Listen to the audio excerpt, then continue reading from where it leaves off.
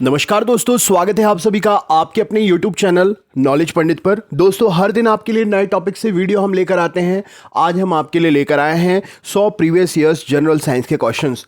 हर exam में GK section में science पूछी जाती है और रिवीजन ना होने के कारण क्वेश्चंस गलत होते हैं। आपके लिए इस वीडियो में सिलेक्टेड 100 क्वेश्चंस मिलेंगे जो साइंस का पूरा आपको कवर दे देंगे। तो वीडियो अंत तक देखिए, अच्छा लगे तो लाइक करिए, शेयर करिए अपने ग्रुप में अपने दोस्तों के साथ। सबसे पहला प्रश्न स्क्रीन पर आप देख रहे हैं, सूत्रकणिका जिसे हम माइटोकॉन्ड्रिया भी कहते हैं, इनमें से किसका केंद्र होती है? तो सूत्रकणिका जो होती है कोशिकीय श्वसन का केंद्र होती है। अगला क्वेश्चन आपके सामने है, निम्नलिखित में से वह व्यक्ति कौन है जिसने डीएनए का सबसे पहले पात्र विश्लेषण किया था? तो डीएनए का सबसे पहले पात्र विश्लेषण करने वाला व्यक्ति आर्थर कॉर्नबर्ग है। राइट आंसर हो जाएगा ऑप्शन नंबर ए। अगला क्वेश्चन आपके सामने है, किसकी उपस्थिति के कारण किसी पादप कोशिका और पशु कोशिका में अंतर पाया जाता है?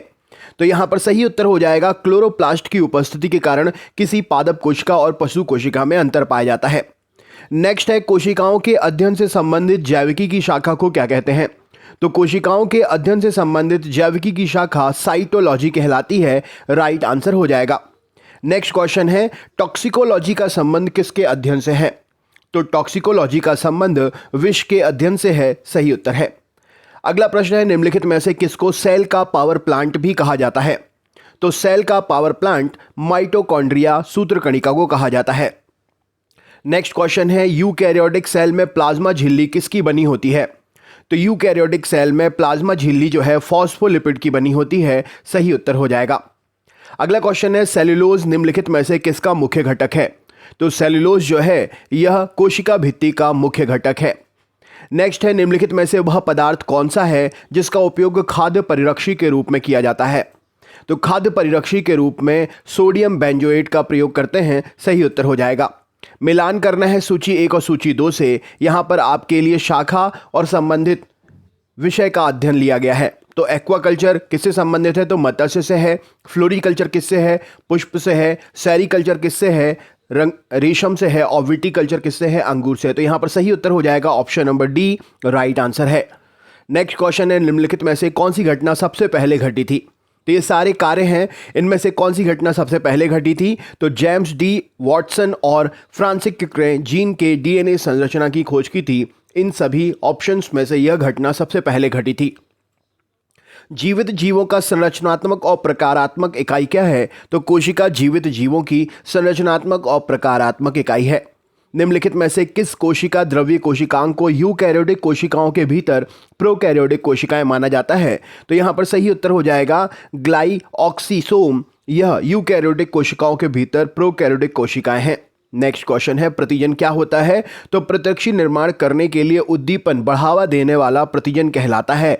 नेक्स्ट क्वेश्चन आपके सामने है, आनुवांशिक सूचनाओं का मास्टर कॉपी किसे कहा जाता है? तो डीएनए को आनुवांशिक सूचनाओं की मास्टर कॉपी कहते हैं। सेलुलोज भित्ति किसकी सेलों में पाई जाती है? तो पौधों की सेलों में सेलुलोज भित्ति पाई जाती है। नेक्स्ट है, नग्न आंखों से देखे जा सकने वाले कोशिकाणु का सबसे छोटा आकार क्या होता है? तो यह आकार 100 माइक्रोन तक होता है। कोशिका किसके कारण स्फीत या बढ़ जाती है? तो अंतःपरासरण की क्रिया के कारण कोशिका जो है वह स्फीत हो जाती है। नेक्स्ट क्वेश्चन है, निम्नलिखित में से कौन सा पादप रंजक लाल और सुदूर लाल प्रकाश क्षेत्र में अवशोषित हो जाता है? तो सुदूर लाल यानी कि कोई भी पौधा देखने पर अगर हमें वो लाल रंग का दिखाई देता है तो वह फाइटोक्रोम की उपस्थिति को दर्शाता है। किसमें रखे जाने पर कोशिका का आयतन बढ़ जाता है? तो समपरासरणीय दाबी घोल में रखे जाने पर कोशिका का आयतन बढ़ जाता है। अंतःशोषण की क्रिया में क्या निहित होता है? तो अंतःशोषण की क्रिया में जो है ऑप्शन नंबर अवशोषण निहित होता है। वृक्क के आकार की द्वार कोशिकाएं किसमें होती हैं? तो वृक्क के आकार की द्वार कोशिकाएं द्विबीज पादपों में होती हैं।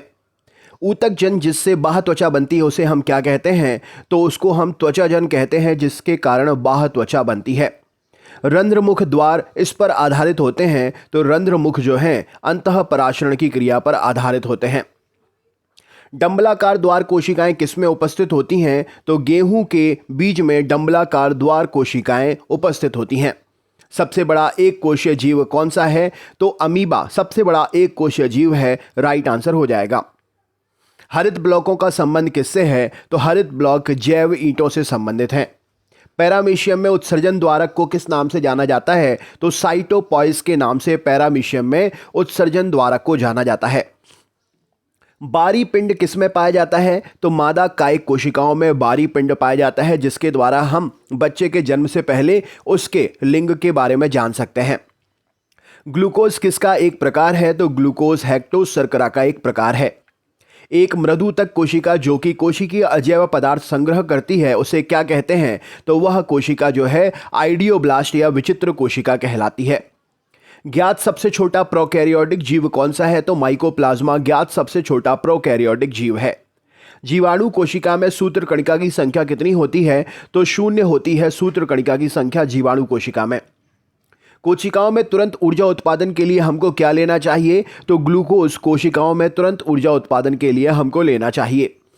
स्टार्च का शर्करा में परिवर्तन होना किसके लिए अनिवार्य है? तो रंध्री द्वार के लिए स्टार्च का शर्करा में परिवर्तन होना अनिवार्य है।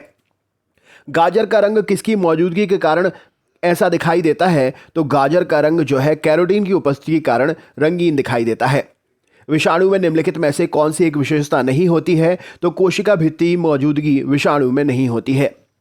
प्रोकैरियोटिक कोशिकाओं में निम्नलिखित में से क्या नहीं होता है? तो प्रोकैरियोटिक कोशिकाओं में नाभिक नहीं होता है। न्यूक्लियस के बाहर डीएनए कहां पर मिलता है? तो न्यूक्लियस के बाहर डीएनए माइटोकॉन्ड्रिया में मिलता है। अगले क्वेश्चन पर चलते हैं। अगला प्रश्न ये रहा आपके सामने। क्वेश्चन है, निम्नलिखित में से कौन सी कोशिकाओं को आत्मघाती बैग कहते हैं? तो लाइसोसोम को आत्मघाती बैग कहा जाता है। कॉपर इनमें से माइटोकॉन्ड्रिया एंजाइम के साथ संबंधित है। तो कॉपर जो है साइटोक्रोम ऑक्सीडेज माइटोकॉन्ड्रिया एंजाइम के साथ संबंधित है। पैंक्रियाज की कोशिकाएं जो इंसुलिन उत्पन्न करती हैं क्या कहलाती हैं? तो पैंक्रियाज की कोशिकाएं जो इंसुलिन उत्पन्न करती हैं आइलेट्स ऑफ लैगरहैंस कहलाती हैं। निम्नलिखित में से किसने पादप ऊतक संवर्धन का कार्य आरंभ किया था? तो हेबर लेडिट ने सबसे पहले पादप ऊतक संवर्धन का कार्य आरंभ किया था। निम्नलिखित में से कौन सा जीव कोशिका सिद्धांत के अनुरूप नहीं है? तो वायरस कोशिका सिद्धांत के अनुरूप नहीं है। क्लोरोफिल को किसके द्वारा पहले पृथक और नामित किया गया था? तो क्लोरोफिल को जो है केवेंटू और पेलेटियर के द्वारा सबसे पहले नामित और पृथक किया गया था। वह कोशिका अंग है इनमें से कौन जिसमें श्वसन और ऊर्जा उत्पादन के जैसी जैव रासायनिक प्रक्रियाएं होती हैं? तो माइटोकॉन्ड्रिया वह कोशिका अंग है जिसमें श्वसन और ऊर्जा उत्पादन के जैसी जैव रासायनिक प्रक्रियाएं होती हैं। निम्नलिखित में से कौन सा जीव कोशिका सिद्धांत के अनुरूप नहीं है? तो वायरस कोशिका सिद्धांत के अनुरूप नहीं है। निम्नलिखित में से कौन सी कोशिका अंग केवल वनस्पति कोशिकाओं में उपस्थित होती है? तो यहां पर सही उत्तर हो जाएगा कोशिका भित्ति केवल वनस्पति कोशिकाओं में उपस्थित होती है। निम्नलिखित में से कौन एक संयोजी ऊतक नहीं है? तो हृदय मांसपेशी संयोजी ऊतक नहीं है। निम्नलिखित में से कौन सी कोशिका अंग कोशिका श्वसन के लिए उत्तरदायी है? तो सूत्रकणिका कोशिकीय श्वसन के लिए उत्तरदायी है। अंतःप्रद्रव्य जालिका की सतह पर उपस्थिति के कारण खुरदुरी हो जाती है। तो इनमें से क्या उपस्थित रहता है उसकी सतह पर जिससे उसकी सतह जो है खुरदुरी हो जाती है? तो राइजोसोम उपस्थित होता है अंतःप्रद्रव्य जालिका की सतह पर, जिसके कारण उसकी सतह खुरदुरी होती है। निम्नलिखित में से किसके मध्य सिनेप्स अंतराल उपस्थित होते हैं? तो दो तंत्रिका कोशिकाओं के मध्य सिनेप्स अंतराल उपस्थित होते हैं। निम्नलिखित में से किसका शरीर सिर से पूंछ तक खंडित होता है? तो यहां पर सही उत्तर हो जाएगा एनेलिडा जाति के जंतुओं का शरीर सिर से पूंछ तक खंडित होता है। पौधों के ऊतक कितने प्रकार के होते हैं? तो पौधों के ऊतक 3 प्रकार के होते हैं। एक विशेष कार्य करने वाले समान कोशिकाओं के समूह को क्या कहते हैं? तो इसे हम ऊतक के नाम से जानते हैं। निम्नलिखित में से किसको कोशिका का शक्ति ग्रह भी कहा जाता है? तो सूत्रकणिका को कोशिका का शक्ति ग्रह भी कहते हैं। निम्नलिखित में से किसमें कोशिका भित्ति नहीं होती है? तो माइकोप्लाज्मा में कोशिका भित्ति नहीं होती है। डीएनए का असंक्षिप्त रूप क्या है? तो डीऑक्सी राइबोन्यूक्लिक अम्ल डीएनए का संक्षिप्त रूप है, मतलब फुल फॉर्म है। एक कोशिकीय जीव कैसे प्रजनन करता है? तो एक कोशिकीय जीव जो है कोशिका विभाजन के द्वारा प्रजनन करता है। जिन प्राणियों में कोशिकाएं 3 भ्रूणीय स्तरों पर व्यवस्थित होती हैं उन्हें क्या कहते हैं? तो उन प्राणियों को त्रिकोरकी यानी कि ट्रिप्लोप्लास्टिक कहा जाता है।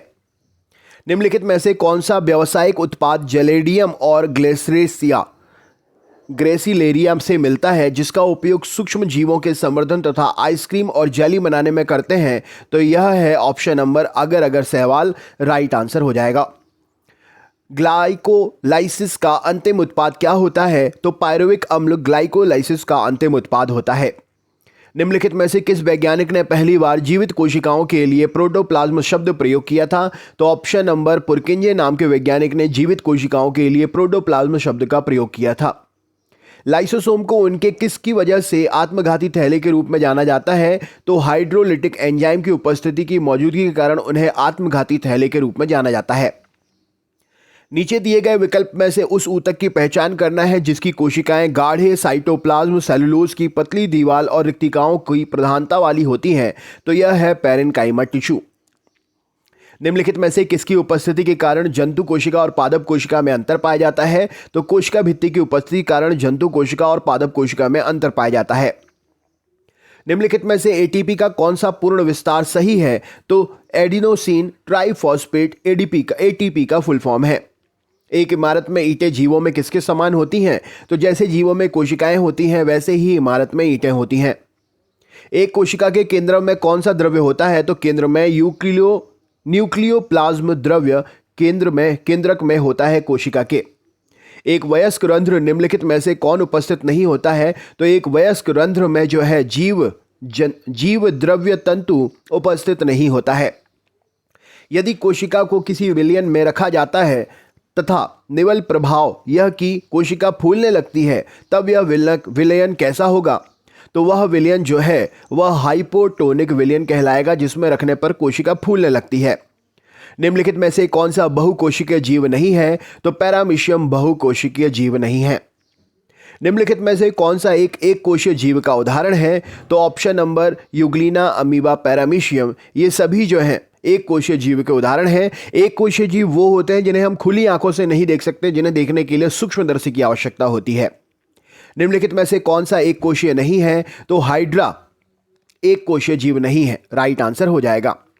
निम्नलिखित में से कौन सा कथन सही है? तो कवक प्रकाश संश्लेषण नहीं करते हैं, क्योंकि कवक में जो है वो आपका क्लोरोप्लास्ट उपस्थित नहीं होता है, इसके कारण कवक जो है नहीं करते हैं प्रकाश संश्लेषण की क्रिया। एंग्लो नूबियन किसकी नस्ल है? तो एंग्लो नूबियन बकरी की नस्ल है। सूक्ष्म जीव मृत पादपों पर किसके उत्पादन के लिए क्रिया करते हैं? तो ये ह्यूमरस के उत्पादन की क्रिया करते हैं। केकड़े के कितने पैर होते हैं? तो केकड़े में 8 पैर होते हैं। स्पंज क्या होता है? तो स्पंज एक पशु की श्रेणी में आता है। डार्विन फिचिंग का प्रयोग किसके समूह के लिए करते हैं? तो पक्षियों के समूह के लिए डार्विन फिचिंग का प्रयोग किया जाता है। निम्नलिखित में से वह प्राणी कौन सा है जिसका स्नायु तंत्र तो होता है परंतु मस्तिष्क नहीं होता है? तो स्टारफिश का स्नायु तंत्र तो होता है परंतु मस्तिष्क नहीं होता है। ध्वनि को आंखों के रूप में प्रयोग करने वाला प्राणी कौन सा है? तो चमगादड़ ध्वनि को आंखों से देखे जा सकने वाले यंत्र के रूप में प्रयोग करता है और उड़ता है। नर सुरा यानी कि शार्क में आलिंगक क्लैस्पर किसके साथ जुड़े होते हैं? तो इसमें ये क्लैस्पर जो हैं ये जुड़े होते हैं श्रोणी पख के साथ में। सौर ऊर्जा का सबसे बड़ा यौगीकरण कौन होता है? तो हरे पौधे सौर ऊर्जा का सबसे बड़े फिक्सेटर होते हैं। हार्मोन आमतौर पर किस में नहीं होते हैं? तो बिल्ली में आमतौर पर हार्मोन नहीं होते हैं। लाख किससे बनाई जाती है? तो लाख कीट से बनाई जाती है, कीट के उत्पादन से होती है। ऊंट मरुस्थल का जानवर है जो कई दिनों तक पानी के बिना रह सकता है, कारण क्या है? तो यहाँ पर सही उत्तर हो जाएगा उसे पानी की जरूरत ज़्यादा नहीं होती है। वसा के ऑक्सीकरण द्वारा शरीर में पानी बन जाता है। उसके जठर में ल्यूमेन की भित्तियों में जलकोश होता है। ये सभी उदाहरण ऊंट के लिए सही हैं। ऑलिव रिडले एक प्रसिद्ध क्या है? तो ऑलिव रिडले एक प्रसिद्ध जाति है कछुए की। निम्नलिखित में से कौन सा सर्प विष रहित होता है? तो अजगर में विष नहीं होता है, विष रहित सर्प है। निम्नलिखित में से कौन सा वास्तविक सर्प नहीं है? तो कांच सर्प वास्तविक सर्प नहीं है। एंटीबायोटिक प्रतिजैविक क्या होता है? तो प्रतिजैविक किसी सूक्ष्म जीव द्वारा संश्लेषित रसायन है जो अन्य सूक्ष्म जीवों की रक्षा करता है। निम्नलिखित में से कौन सा युग्म उपास्थि मत्स्य का नहीं है? तो यहाँ पर शार्क और रेफिस जो है उपास्थि मत्स्य के उदाहरण नहीं है। निम्नलिखित में से कौन सा सेट स्तनपायी वर्ग से संबंधित है? तो वेल, चमगादड़, कंगारू, दरियाई घोड़ा, ये सब बच्चों को जन्म देते हैं, स्तनपायी जानवर होते हैं। किसी पेड़ की लगभग सही आयु ज्ञात कैसे कर सकते हैं? तो तने में उपस्थित वलयों की संख्या गिनकर सही आयु ज्ञात कर सकते हैं। निम्नलिखित में से किसमें अस्थि पंजर बिल्कुल नहीं होता है? तो रजत मीन में अस्थि पंजर नहीं होता है, सिल्वर फिश में नहीं होता है। निम्नलिखित में से किस एक प्राणी को किसान का मित्र कहते हैं? तो केचुआ किसान का मित्र कहलाता है। निम्नलिखित में से सबसे ऊंचा पक्षी कौन सा है? तो यहां पर राइट आंसर हो जाएगा शुतुरमुर्ग बड़ा पक्षी है, ऊंचा पक्षी है। निम्नलिखित में से किसका संबंध वनवर्धन यानी कि सिल्वी कल्चर से है? तो जंगली फसलें जो हैं वो सिल्वी कल्चर के अंतर्गत आती हैं। निम्नलिखित में से किस एक जीव में पसलियों की संख्या सबसे अधिक होती है? तो ऑप्शन नंबर सांप में पसलियों की संख्या सबसे अधिक होती है। निम्नलिखित में से किस समूह में जानवरों के दांत नहीं होते हैं? तो मोर, शुतुरमुर्ग, कछुआ, इन समूह में जानवरों के दांत नहीं होते हैं। तो दोस्तों ये थे 100 क्वेश्चन। कैसा लगा वीडियो कमेंट करके जरूर बताएं। चैनल पर नए हैं सब्सक्राइब कर लीजिएगा और भी वीडियो देखने के लिए आप प्लेलिस्ट पर जा सकते हैं। मैंने सारे वीडियो प्लेलिस्ट से कनेक्ट कर दिए हैं। मिलते हैं नेक्स्ट वीडियो में, तब तक के लिए बहुत बहुत धन्यवाद।